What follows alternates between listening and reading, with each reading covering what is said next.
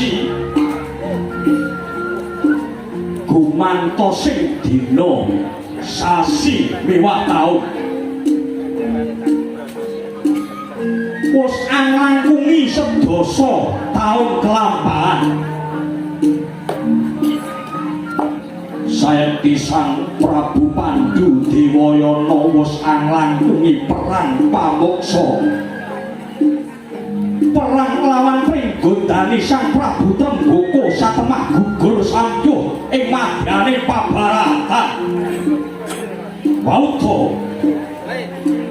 santawis kalenggan negari Ngastina kumplang satemah Sang Maha Julik Harya Suman kaya antuk dalan mulih Kurawa ingkang nglenggah dampar negari Ngastina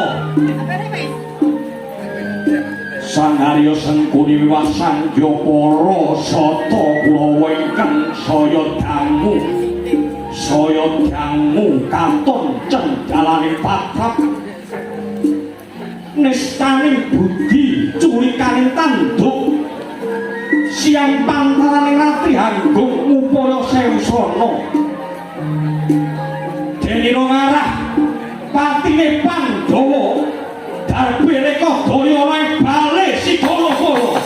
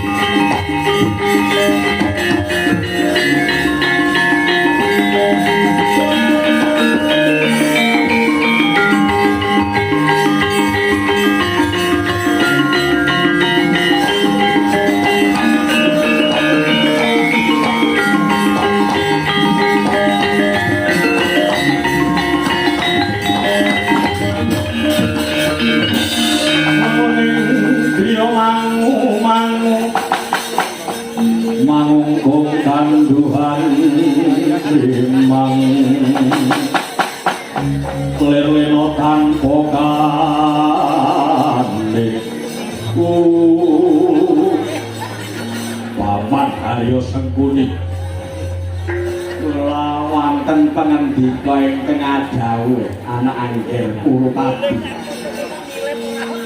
sampun pupus angen-angen kula kepengin dadi ratu ana ing Astina Waman. Lah kok ngaten niku sebabe napa, Nger? Mestine Paman Sengkuni sampun pirsa bincing-bincing pengharpe Pandhawa Puntadewa badhe kawisuda dadi ratu ning Astina Waman. Barepe Pandhawa Raden Puntadewa ingkang kawisuda dados Nalendra Ngastina. Inggih, Paman. Kuwi nek ijik urip. Karepe sampeyan niku pripun? Genah isih meger-meger ngaten. Yen saiki niku pancen isih urip. Lah yen mengko tengah wengi nek mati pripun? Jane karep sampeyan niku kados pundi? Anak Angger Kurupati melek kepengin dadi ratu ning Ngastina, carane gampang. Bengi iki Pandhawa 5 kudu mati kobong, mati kabeh. Mateni Pandhawa 1 mawon angel. Lah kok mateni Pandhawa 5. Lah napa sampeyan boten kelingan yen Pandhawa niku sekti Mandraguna. Wong sekti niku lak melek. Lah nek ngantuk semen dirancaan ora sekti kok.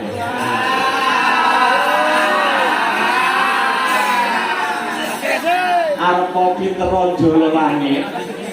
Nek turu niku sektine yen pundi jane. Yen mangke tengah wengi bali sing dienggo lerem Pandhawa. niku kobong utawi diobong niku cara kula pun damel pramana koti mengke dibong teng jerone niku enten Pandhawa mestine Pandhawa 5 bakal mati kabeh. Wah paman bagus paman.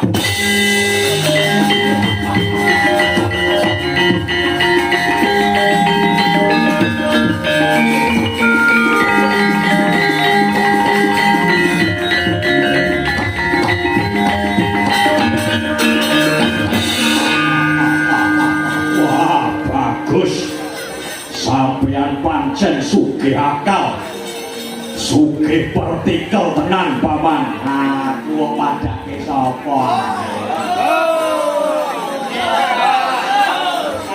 pokoke iki anggere enek sengkuni iki beres lho.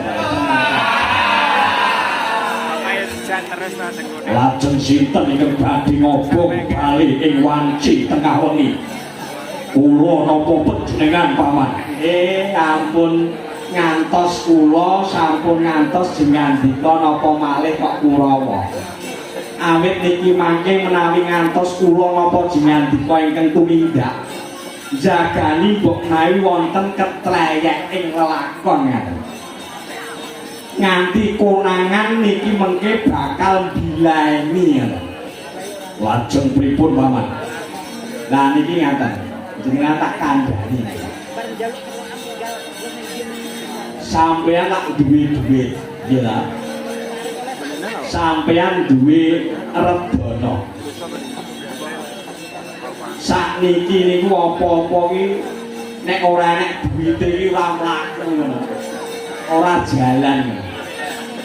Lajeng kersanipun pripun? Nah. Sampeyan nek duwe duit, yen gadah redana niku gampang. Wong yang duwe iki kari perintah kanthi sono nabok nyilih tangan. Kersanipun pripun? Kula ingkang badhe pados tiyang ingkang badhe dipun kongkon ngobong bali pramana pati. Ning kene ku Jerbasuki mawa be ya. Jerbasuki mawa be ya. Lajeng ragate pinten paman? Tarik mateni wong niku yen kula sing nyewa niku per gundul niku 10 yuta. 10 yuta. Nggih. Pandhawa niku cacah 5 totalipun 50 yuta. Pripun? Lajeng Bibi Kunti kados pundi? Nah, Bibi Kunti niku wong wadon iki rasah diitung. Hidup-hidup dianggap bonus lho ya. Bonus. Hidup-hidup harga promo tenan. Kunti. Dadosipun 50 yuta. Nggih, 50 yuta. Nggih, kula bayar kecek. Go iki 50 yuta mangetan riyen. Kula bayar lunas, Paman. Nggih, kula betal nggih. Wis boten sah diitung wis pokoke kula percaya kali jenengan kita. 50 yuta mlebu kantong. Niki 50 yuta pun kula tampi pun bakal kasil. Pokoke anggere nek sengkuni niku kabeh iki mesti berhasil. Nggih, kula borongaken. Kula pasrahaken dhateng Paman Sengkuni. Kula kepengin sesuk biar padang wis krungu kabar padha mati boten bali sikala-kala. Beres.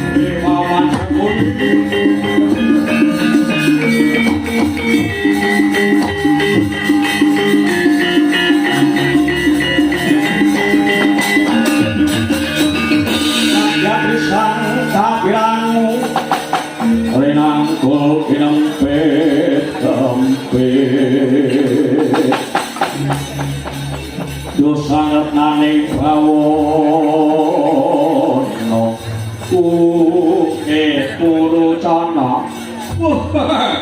Kula wonten pangandika ingkang agawuh Paman Patih Harya Sengkuni. Dawuhku nalika semana kowe tak kongkon gawe piranti-piranti ingkang gampang kobong apa wis mbok tindake ana ing Pramana Kodi. Iki sampun Paman Patih. Papan palermaning Pandhawa wis mbok gawe piranti-piranti sing sarwa garing sing gampang kobong. Inggih sampun Paman Patih.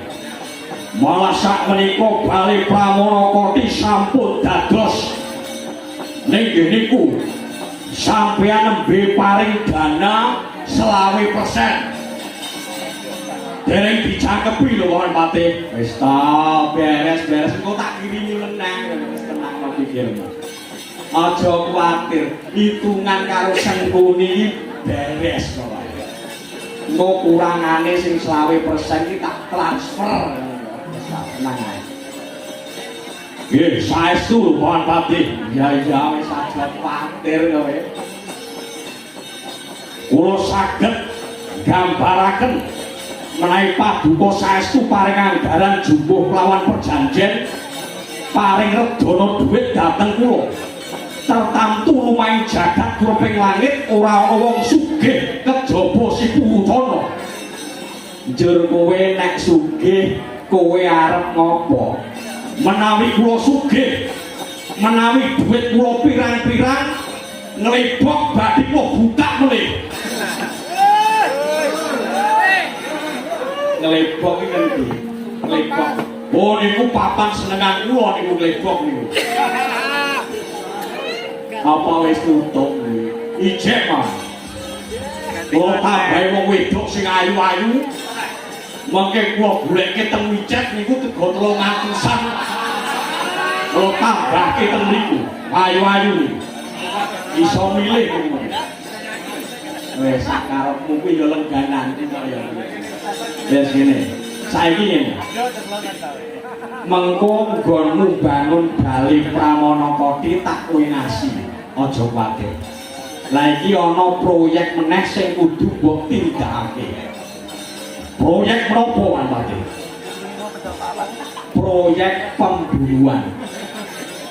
Penggaweanmu rabot mung ngobong wewangunan Bali Waranawata sing mbok gawe mau. Lah sakjroning Bali sing mbok gawe mau bakal ana mungsuhe Patih Sengkuni.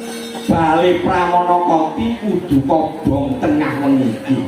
Oh nggih, kula manut ki mawon. Waton enten duwite kula mangkat.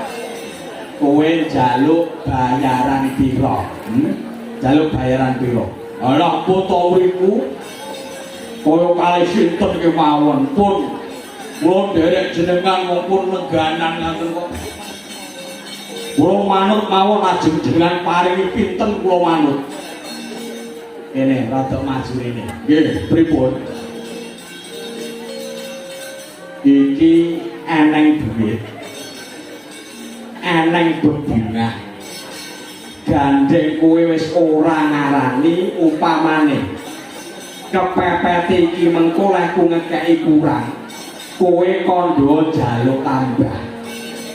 Aja sumelang tak tambahi Patih Sengkuni iki sugih kae. Iki setika. Iki eneng duit. Iki totale eneng duit 5 juta kira-kira.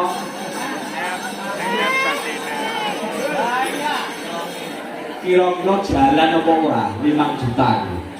Oh, 5 juta. Ngobong Bali niku 5 juta, Man. Iya, jalan ora jalan ning kono. Pun lapah niku pun kathah iki. Oh iya. Nek kakian iki malah peken ngono. Iki malah beneran dadi rezekimu ngono. Nggih, kula manut. Ya, 5 juta tak bayar kenceng. Nah, tanpa nono iki 5 juta iki. Nggih, kula tampi, Mas. Kula tampi. Ya. Wis mengko nek rancak nggon nyambut gawe tak tambahi neh langitan 250 ngono. Nggih, sedika. Tindakno kanthi bener becik mengko wanci tengah wengi. Wayahe wong kepati turu bali pramana koti kudu kobong. Kudu kobar aja nganti ana sing ngerti. Sedika wis saged kawuh.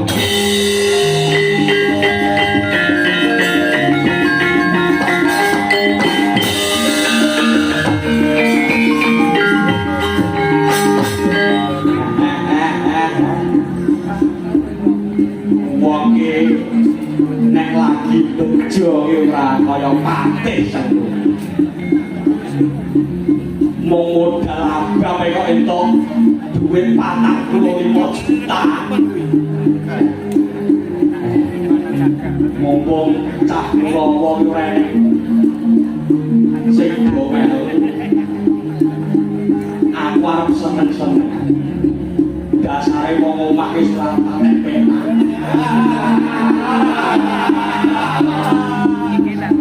Kabare nek lembong nek cara nyarane yo ora.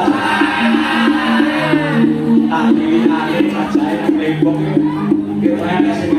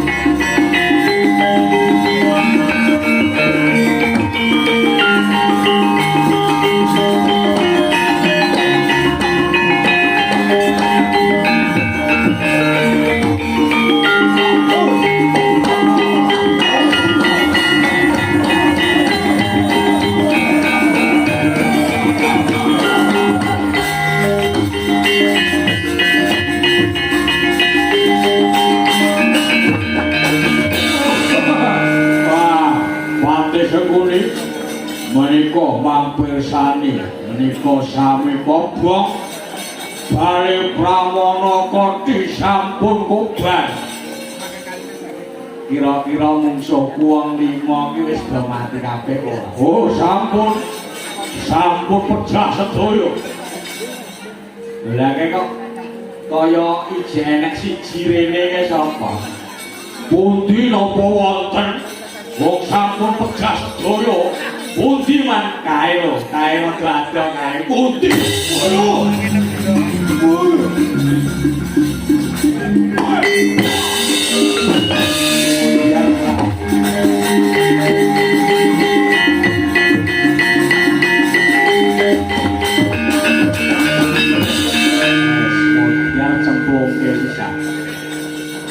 Kowe nak ra tak pateni wis cangkemmu ngombro-ombro teko ndi.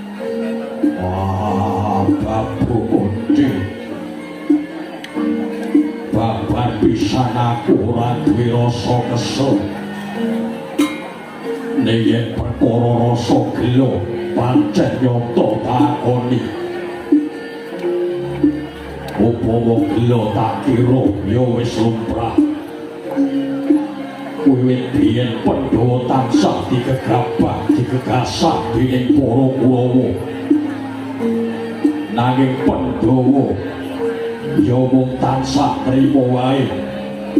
Malah sing wis kedadian Pandhawa lan Prabu Kunti dipapanake ana bale Pramana Kodi. Bareng tengah wengi bale mau diobong dening Sata Kurawa. Wah, cetha yen to lakon iki ora bener.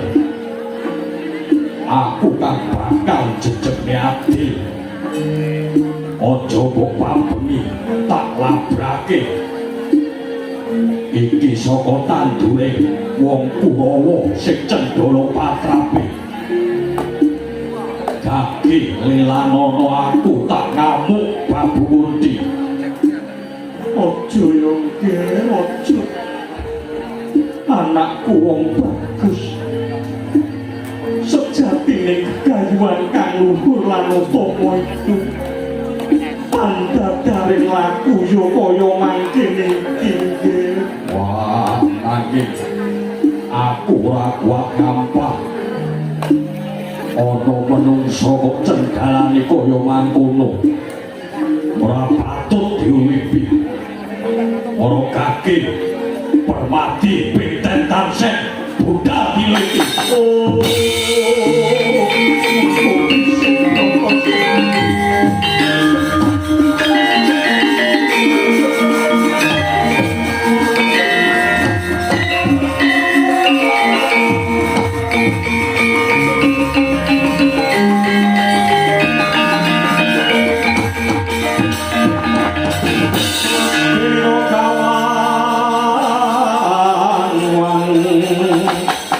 Kekono pangsumira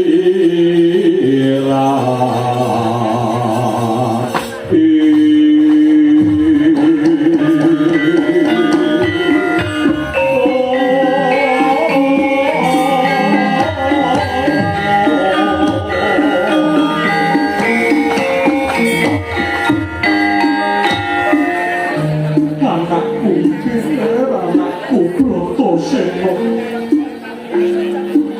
Apa wis mbok pikir kandhamu kuwi mau Sena? Wis.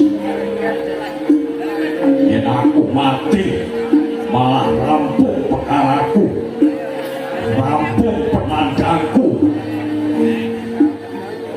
Rampung tuprape sing mati nanging tuprape sing ditinggal mati apa rampung. Bratasena kowe nyawa kasunyatan gage sawangan kasunyatan iki. Aku iki ibumu. Apa kok anggap penandangmu kuwi luwih abot timbang penandang ibumu iki? Apa kok kira yen tara nduk ngopeni anak limo kuwi enteng sanggan? Iling-ilingan Sena, Sena. Wiwit nalika kowe sing cilik, nadyan urip sarwa kesragat.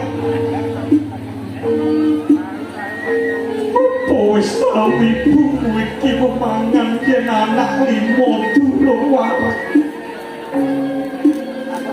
Apa wis tau ibumu iki mau mapan turune anake durung? Wiwit tangi turun nganti mapan turun. Uripku mung tak sramakake kanggo anak-anakku.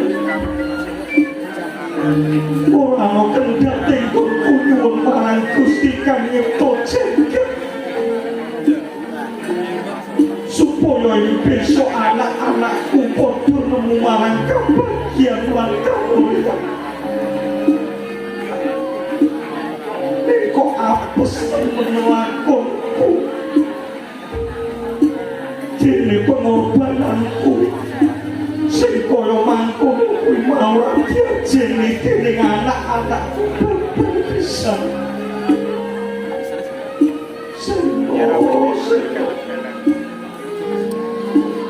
Dibangane kowe nyambuk anak-anakku padha mati kabeh. Luwih becik aku patenono dhisik tak nusul bapakmu Paduyung Ger. Wah, Babu Kunti, kowe aja nangis Babu Kunti.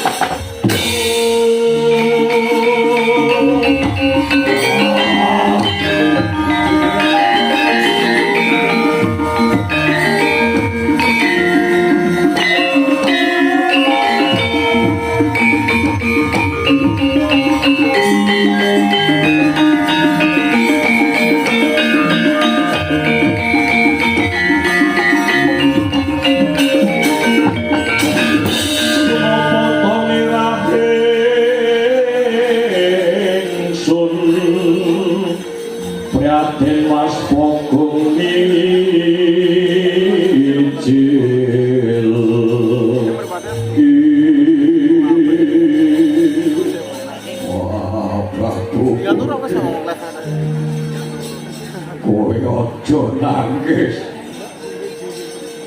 Saksuwene kowe ngomong anak-anakmu, saksuwene ditinggal sedo Bobo Bandung, aku nganti ora mentolo nyawang Babu Kunti. Wis kene wis aku gak udono.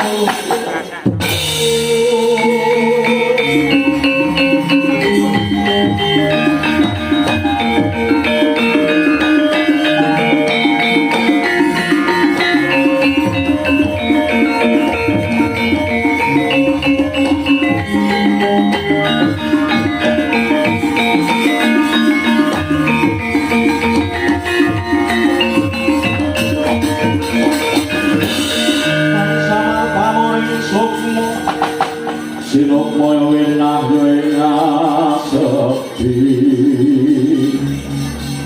simpen telenging kalbu. Wis wis aja padha kesuwen goning gantes ngetuni lakon iki. Ayo padha nutukake laku. Mbok menawa dumatine Pandhawa isih bisa migunani tumraping wong akeh, ngiras pantes Pandhawa padha nglakoni tapa ngrame. Iki wancine wis surup surya ger, ana alas bawahe kacakra iki gawat. Akeh para dupreksa kongkonane ratu ing kacakra. Mula Sena ngiras pantes klambu pekabaran golek pawarta.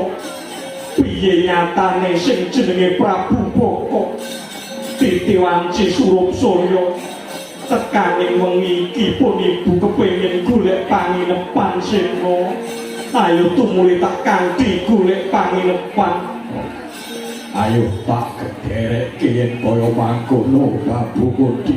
Ayo muga-muga lakumu bisa ngambar arum yo.